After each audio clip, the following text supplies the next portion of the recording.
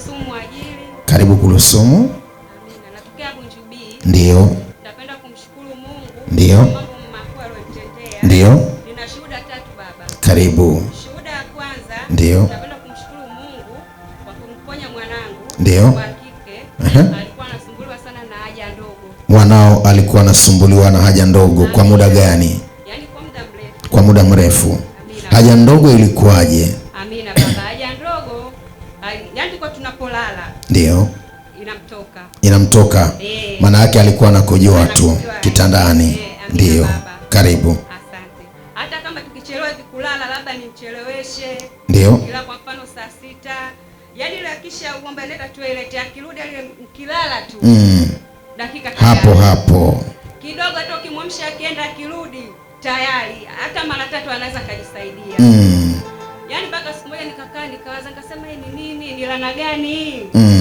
Akiamka mwanangu akivaa akienda shule anapendeza, namwambia hivi ukienda shule mwanangu msafi. Kumbe usiku. Mpaka mwisho wa siku akaniambia basi mama nitafutia godoro langu. Ndio, ameshachoka na hiyo hali sasa. Namwambia hapana, nikamuuliza kwani hamna pampers size yako? Kwa hiyo ana umri gani? Mkubwa baba. Tuambie ni mkubwa kiasi gani? Ana miaka 14. 14. Ukapanga sasa umwekee pampers usiku. Amina baba, maana ile ilinisumbua sana. Ndio. Hata yeye mwenyewe alikuwa apendi. Lakini ndio nifanyaje? Zingine hata nikilala nikiamka, nikikuta ameloa pale nampiga kwa hasira. Asituki wala nini. Kumbe hujui unachopiga, unapiga roho ndani. Sasa Mungu wangu kwani hiki ni nini? Hapo kabla sijakanyaga katika madhabahu hii. Nakumbuka siku ya mkesha. Ndio. Nilikuja naye hapa. Ndio. Mimi nikaandika maombi yangu, na yeye mwenyewe akaandika maombi yake nikayasoma. Ndio. Nikarudi nyumbani. Uliandika siku ya ibada na mkesha wa maombi 7 wa mwaka mpya. Amina baba. Ndio. Ile hali ikawa inamrudia siku moja. Ndio. Lakini tangu hapo mpaka sasa hivi ile hali imekata. Imeshaisha baada ya kuandika maombi 7 kwenye mkesha. Ongeza makofi kwa ajili ya Yesu. Yaani kama kubeba mkoa kumbolela, yanakombolewa. Ndio. Machozi yalimtoka yani kwa ile furaha. Kwa ile furaha. Kwa sababu hata kama alipo ikifika anaitwa aende sehemu na mwanangu hamna kwenda, unatia aibu. Unamwambia unatia aibu. Amina baba, anambia haiwezi kwenda kwa sababu unatia aibu, wewe utabaki hapa tu. Lakini Yesu amemponya. Lakini Yesu amemponya na mshukuru. Pige Yesu. Amen. Kofi. Ndio. Kabla sijakanyaga katika madhabahu hii baba. Ndio. Nilikuwa nasumbuliwa kuitwa. Ulikuwa unaitwa? Sauti yani kikaa hivi. Naitwa kwa sababu mimi na watoto wawili. Ndio. Muhammad na Naima. Ndio. Sasa nikakaa hivi nikasikia anaitwa Mahmudi. Unaitwa. Hapo ni mchana. Ni mchana mida kama saa 6 kuelekea saa 7 hiyo siku ya Ijumaa. Naitika na ile sauti ya mtu naijua, nikaenda pale sikuti mtu. Nikiuliza wewe umeniita? Ananiambia hapana sijakuita.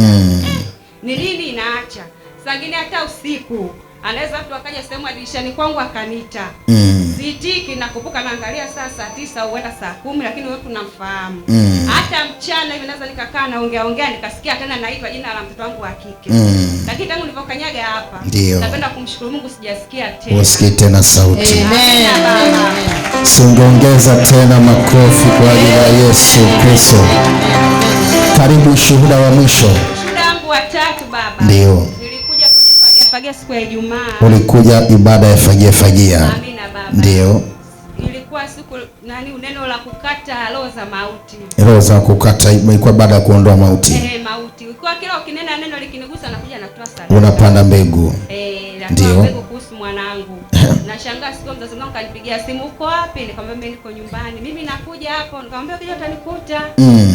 Akaja. Alipokuja tukaongea naona kaniachia hela hii 50 ya mtoto wa shule. Kwa kweli baba nashukuru. Hakuwahi kukuachia. Baba hakuwahi. Kwanza ukipiga simu kuhusu mambo ya shule mtoto sina. Mpaka najiuliza itakuwaje wakati mtoto nimezaa na wewe? Nikaona hii hapana, hii leo ngoja nikaivunja. Lakini baada tu mauti kuondolewa, akakumbuka sasa. Haja mwenyewe sijamtafuta sijampigia simu. Pigie Yesu. Amen. Mauti itaondoka kwako hata kama imewekwa.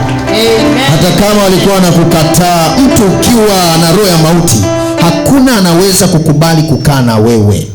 Kwa sababu mbele yako anaona mtu aliyekufa. Lakini baada tu ya kuondolewa, Yesu amefanya kitu, na siku ya leo akafanya kwako kwa jina la Yesu Kristo. Amen.